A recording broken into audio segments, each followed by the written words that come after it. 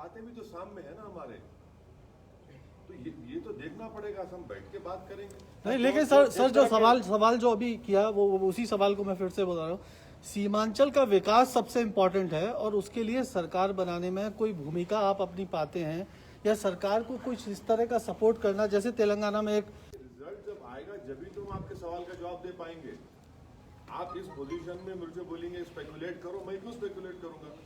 मैं तो आपके सामने जब फाइनल रिजल्ट आ जाएगा आपको भी अंदाजा होगा, मुझे भी अंदाजा होगा, तब फैसला करेंगे। सर, आपका मकसद हमेशा बीजेपी को रोकना रहा है और आप उसके लिए एड़ी चोटी एक किए रहते हैं, लेकिन चलिए आपका शुक्रिया बहुत बहुत, कम से कम आप तो समझे।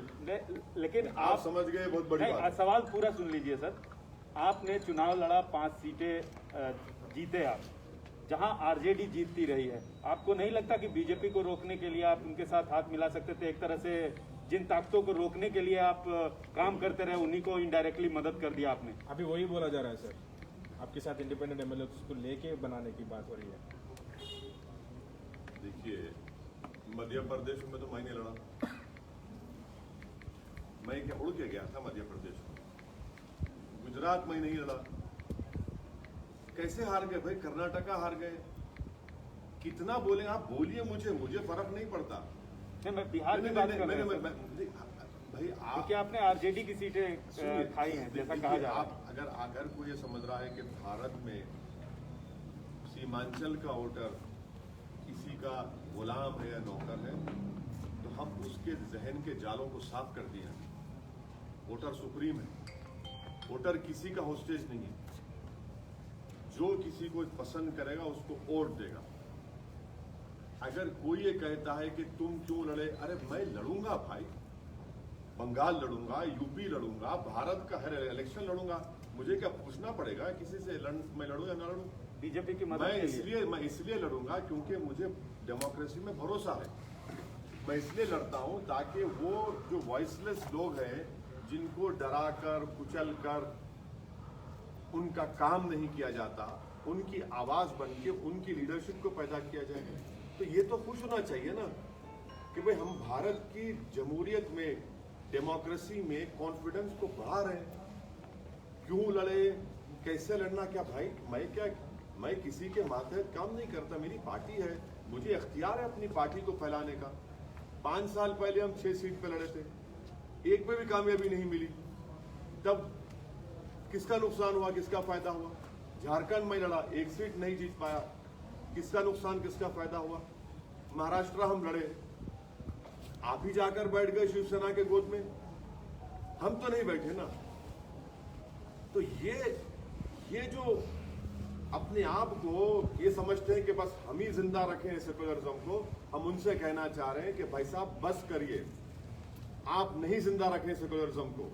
आप खाली टीवी स्टूडियो में बैठकर ज्ञान देते हैं, जमीन पर आप नहीं जाते। आप इनका सिर्फ एक आर्टिकल लिख दो अखबार में, टीवी पर जाकर ज्ञान दे दो और ओवैसी को गाली दे दो। 2 गालियां, मुझे कोई फर्क नहीं पड़ता उससे। ये तो आप कांग्रेस के बारे में बोल रहे हैं, मैं सबके बारे में कह रहा हूँ, आरजेडी के बारे में। मैं उन तमाम लोगों के बारे में कह रहा हूँ जो ये समझते हैं कि एमआईएम पार्टी को इलेक्शन नहीं लड़ना चाहिए। मैं उन सबको जवाब दे रहा हूँ। सर, बहुजन समाज पार्टी और उपेंद्र कुशवाहा के साथ मिलकर आप चुनाव लड़े। दलित वोट और ये कुशवाहा वोट या पिछड़ा वर्ग का वोट, इसने आपकी जीत में कितना अहम रोल अदा किया? एक नंबर 1 सुनिए, पहले नंबर 1 के सवाल आपके साथ मैं तो शुक्रिया अदा किया ना। मैं तो जनाब कुशवाहा साहब का, बहन मायावती का, जनाब राजभर साहब का, देवेंद्र यादव साहब का शुक्रिया अदा किया। बिहार की जनता के साथ मैं तो शुक्रिया अदा किया उनको। हम तो सब साथ मिलकर लड़े, यकीनन उनको भी क्रेडिट जाता है। लेकिन आपका वोट उधर ट्रांसफर नहीं हुआ, बहुजन समाज पार्टी सिर्फ एक ही सीट पे रही और उपेंद्र कुशवाहा भी शायद एक। देखिए, इलेक्शन है, हम तो अपनी तरफ से पूरी मेहनत किए, जुस्तजू किए। बल्कि बहुजन समाज पार्टी के कई ऐसे कैंडिडेट थे जो हमको कह रहे थे कि सर आप और मुखामत पर आइए। हम नहीं जा सके क्योंकि वो शेड्यूल इतना टाइट था, पर हम तो कोशिश किए, इखलास के साथ कोशिश की, पूरी नियति के साथ हम कोशिश की। 2022 वो वोट ट्रांसफर नहीं हुआ उत्तर प्रदेश में, हाँ, बीएसपी के लिए 2022 में 2022 में उत्तर प्रदेश में एमआईएम दोबारा चुनाव लड़ेगी। बहुजन समाज पार्टी। सुनिए दोबारा चुनाव लड़ेगी। पहले जो कमजोरियां थी हमने थोड़ा उसको दूर किया है, बड़ी ताकत के साथ लड़ेगी। किसके साथ जाएंगे नहीं जाएंगे वो वक्त ही बताएगा, मगर हम तो लड़ेंगे। बंगाल सर, बंगाल बंगाल में क्यों? अरे भाई हर जगह लड़ना चाहिए। एक पॉलिटिकल पार्टी हम के एनजीओ है कि सेमिनार करा के पेपर प्रेजेंट कर दे, पॉलिटिकल पार्टी है, लड़ेंगे क्यों नहीं लड़ेंगे, लड़ना चाहिए भाई। भारत की जमहूरियत को मजबूत करना है और भारत की जमहूरियत में जो सेक्शन की आवाज नहीं है उस आवाज को पहुंचाना जरूरी है, तो उसमें क्या बुरी बात है, लड़ना चाहिए। जीतेंगे हारेंगे वो तो जनता तय करेगी, अल्लाह बताएगा, पर लड़ना तो जरूरी है ना। सर आप चाहते हैं कि ये गठबंधन जो बिहार में हुआ और सक्सेसफुल रहा आपके लिए तो फायदेमंद रहा, यूपी में भी वही आगे। देखिए सही बात तो ये है कि हमारा पहला अलायंस हुआ देवेंद्र यादव साहब की पार्टी से, समाजवादी जनता दल से, और उससे पहले कुशवाहा साहब बीएसपी से अलायंस कर चुके थे राजभर साहब के साथ, हम लोग बाद में गए। तो ये बिहार की इलेक्शन किस तक हुआ, यूपी में क्या होगा मैं अभी कैसे बताऊंगा आपको, मैं भी कैसे बताऊंगा आपको। सर तेलंगाना में टीआरएस पार्टी बहुत बुरी तरह हारी है, कहीं खतरे थे उल्टी रहेंगे सर आने वाले में? बुरी तरह कहाँ हारे, कहाँ बुरी तरह? 1000 वोट से हारे, 1100 वोट से हारे, रेजर थिन था वो, लेकिन कोई बात बीजेपी नहीं। बीजेपी तो दस्तक नहीं दे रही सर आपके इलाके में, बीजेपी तो दस्तक नहीं दे रही अब। बहुत लोग दस्तक देते, दस्तक देने वाले दस्तक देते, दस्तक देने से क्या होता है, जब घनगरज होंगी तो दस्तक बुझ जाती ना उसमें, दस्तक देते, बहुत से लोग दस्तक दे रहे, 50 साल से दस्तक दे रहे, क्या होता है उससे देना चाहिए, कोई बात नहीं। सर आपके घर तेलंगाना में बीजेपी की तादाद बढ़ रही है, 4 सीटें एमपी की जीती, ये एक हाल ही में आज का जो रिजल्ट है, और आप बाहर चुनाव लड़ रहे हैं, आपको नहीं लग रहा है कि अपने राज्य में आप कमजोर हो रहे हैं? मैं हारा क्या? आपकी सहयोगी पार्टी है। मैं हारा क्या? आपकी नहीं, सहयोगी आपका पार्टी। TV9 की बहुत ही बदतमीजी की न्यूज थी आपकी। TV9 को अगर चमचागिरी करना रूलिंग पार्टी की तो चमचागिरी करो, मगर हर बार हमारे कंधे पे रख के अपनी मुनाफिकत दिखाने के लिए मत करो।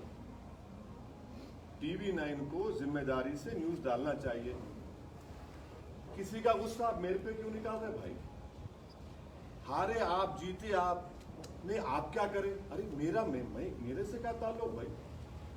नहीं ओवैसी बिहार में चले गए, आपको क्या मालूम मैं क्या कहने करा? तो ये जो है ना, ये बस तलबे चाटने की जो पॉलिसी है वो मत करो प्लीज। सवाल करो बोल तो मैं, मेरा ताल्लुक भी नहीं उससे, मेरे को मालूम तक भी नहीं। आप न्यूज चला दिए, क्या बोलते नहीं गवर्नमेंट के पास, केसीआर के पास हमारा नंबर बढ़ जाना। ऐसा नंबर बढ़ाना है तो करो, हम आपने हमारा ही खंदा मिला ना आपको, मजबूत खंदा है, कमजोर खंदे पे तो खड़े तो गिर जाते आप, नो प्रॉब्लम।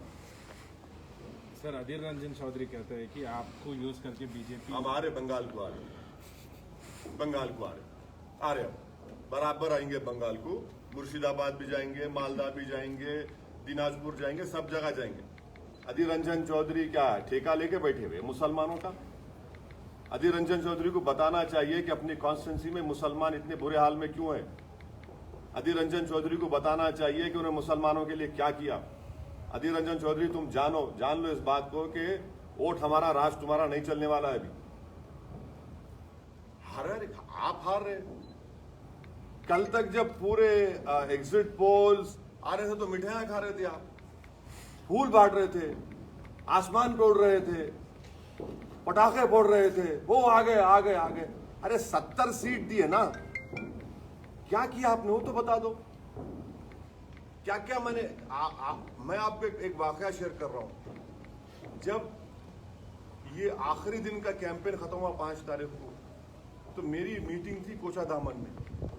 मैं कोचाधामन से मीटिंग खत्म करके जा रहा था, तो इस हमारी विक्ट्री में बता रहा हूं आपको, बहुत बड़ा रोल महिलाओं का रहा।